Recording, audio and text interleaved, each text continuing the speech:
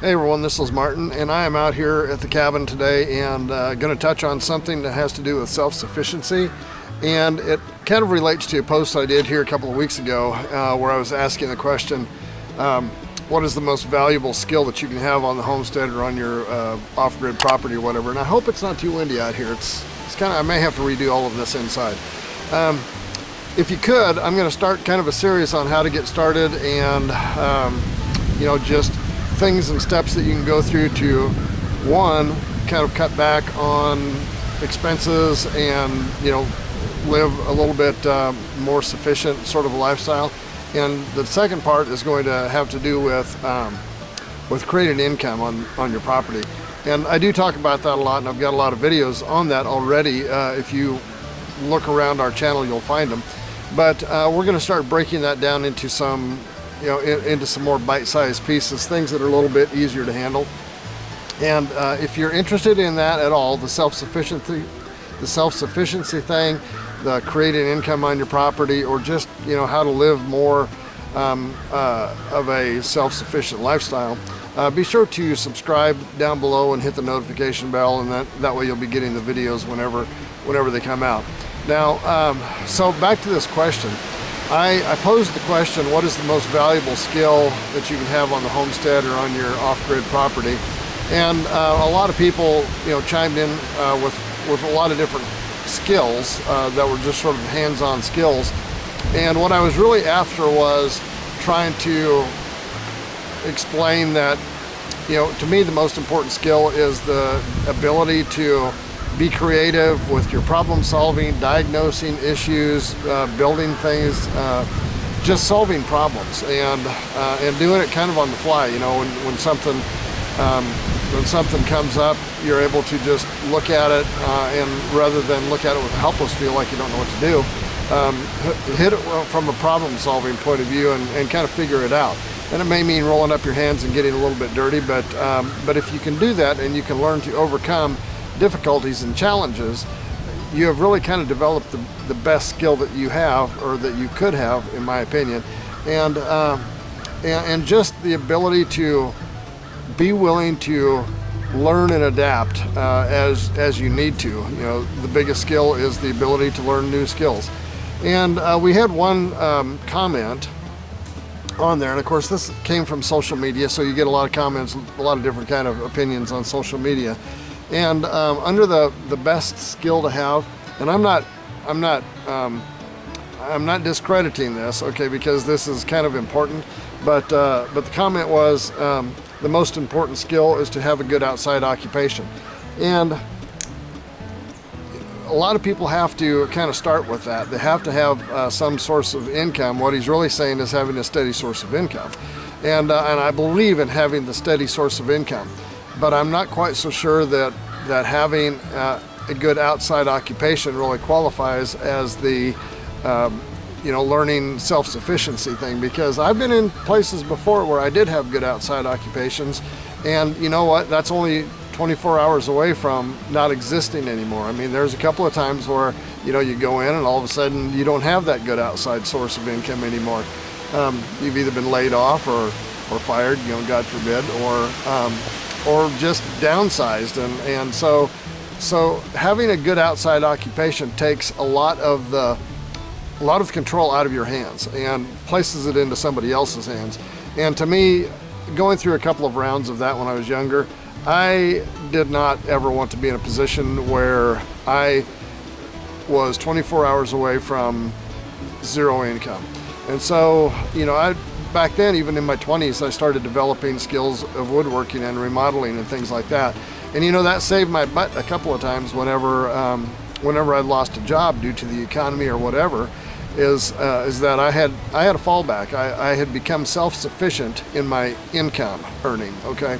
And then a lot of you have probably, if you've been following us, our story about the resorts and the cabin rentals and the campsite rentals and the tree houses and all of that sort of thing. And we sort of ramped that up into hyper mode when we started buying and building cabins that could be rented and property that we had primitive campsites on, and starting to rent those things. And that ramped up our self-sufficiency even farther, because now, I mean, that is a sort of an automatic source of income that keeps flowing.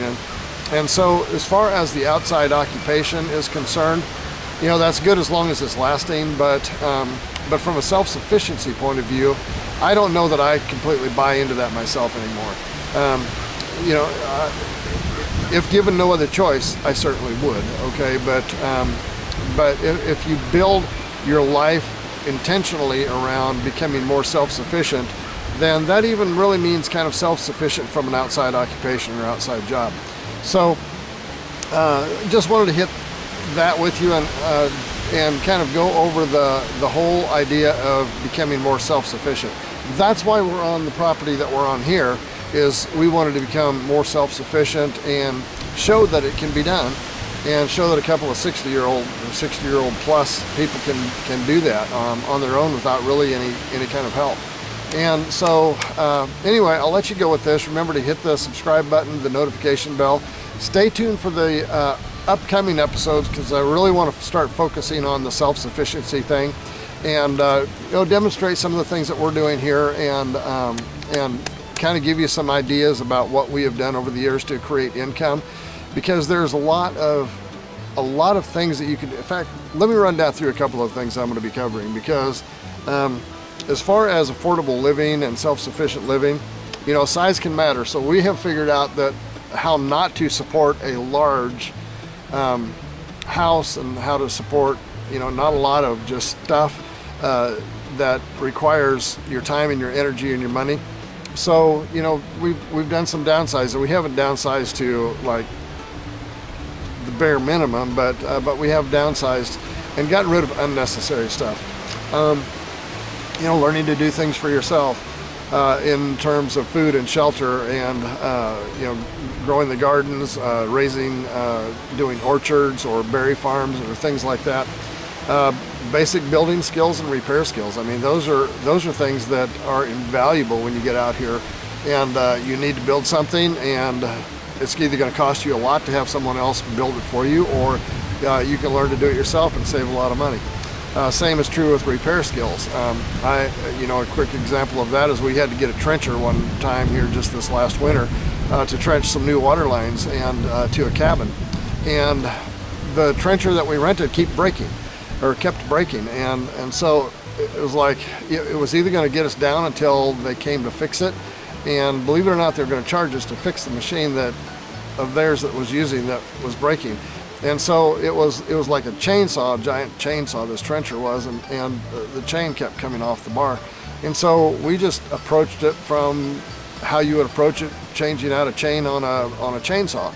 And you know, it was remarkably similar. I mean, everything was bigger and heavier, but the concept was the same. So we went ahead and repaired it, tightened it up the way it should have been, and didn't have any more problems with it the whole time. So, you know, having those kind of skills to where you can diagnose and repair problems is important. From a steady income point of view, some of the things we're going to be covering is, you know, how to raise all kinds of produce or goods from your property, whether it's honey or vegetables, fruits, berries, orchard products, or really any kind of a thing you can think of that can be traded or sold at farmers markets. You know, we have kind of built our self-sufficiency on cabin and campsite rentals. So we're going to go into that, show you how to do that. It's not that difficult. And you know, you can just simply learn trade skills that you have available to you and to other people around your area. A good friend of ours, he's a young man, got married a couple of years ago, and just started learning the farrier business. So he shoes horses.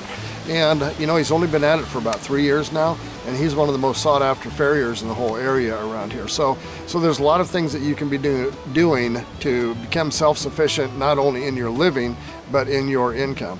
And those are the things we're going to go into. So remember, subscribe, hit the notification bell, and we'll see you next time. If you've enjoyed this video, give it a like and a share, and don't forget to hit the subscribe button down below and the notification bell. See you next time.